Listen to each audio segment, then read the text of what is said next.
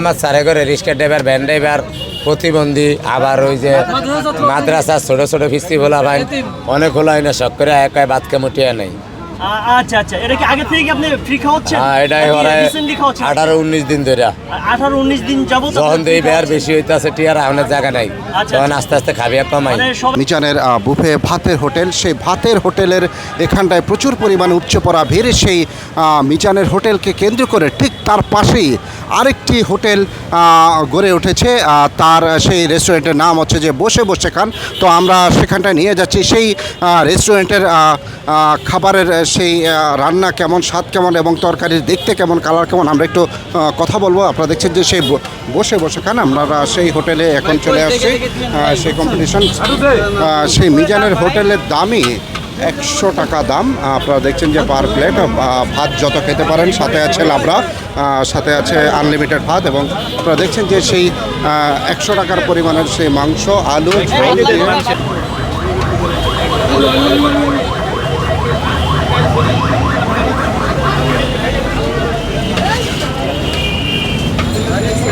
বসে খান না, আপনাদের এই স্মেলটা অনেক সুন্দর ভাই।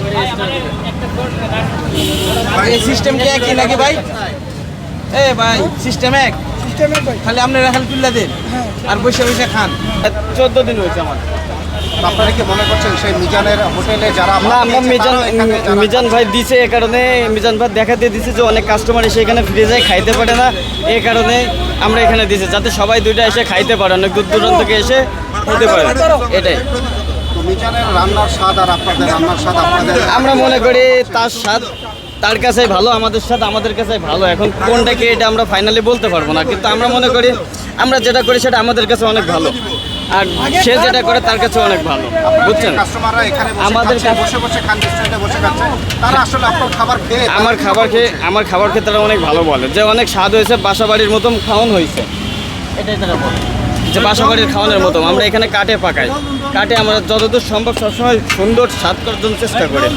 আপনাদের এই রান্না বা খাবার কয়টা থেকে কয়টা পর্যন্ত পাওয়া যাবে? আমাদের সর্বোচ্চ 3টা থেকে 4টা পর্যন্ত।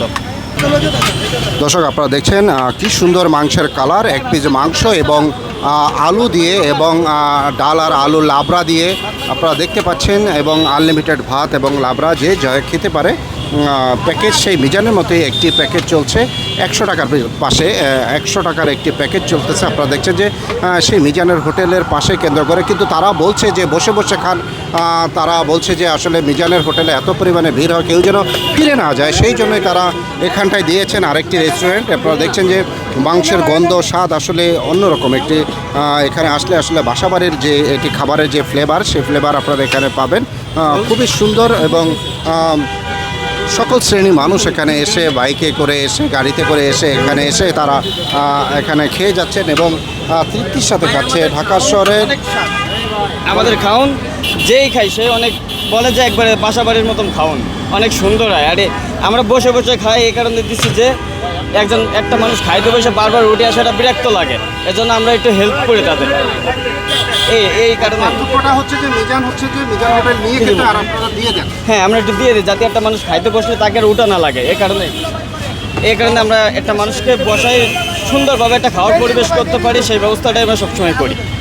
একটা খাবারের পরিবেশ সুন্দর, পরিষ্কার পরিচ্ছন্ন, পরিপাটি একটা বিষয় থাকে। হ্যাঁ হ্যাঁ, সেই বিষয়টা আপনাদের ভিতরে আমরা দেখতে পাচ্ছি। হ্যাঁ, তবে যারাই খাচ্ছে, মিজান হোটেলে অনেকে খেয়েছে এবং আপনার দোকানেও খাচ্ছে। হ্যাঁ, তো আসলে খেয়ে মানে কম্পেয়ার কি ধরনের বলছে যে মিজান হোটেলের স্বাদ এবং আপনাদের হোটেলের স্বাদের পার্থক্য? না, এটা বলে না, তবে কাস্টমারে বলে যে আমাদেরটা অনেক সুন্দর হয়, বাসা বাড়ির মতন খাওয়ানো হয়, আমরা কাটে ফাঁকাই সবসময় অনেক সুন্দর খাওয়ানো আমাদের এখান থেকে পাই। আমাদের সবজি ডাউল আছে, গরুর গোশ আছে, অনেক ভালো হয়।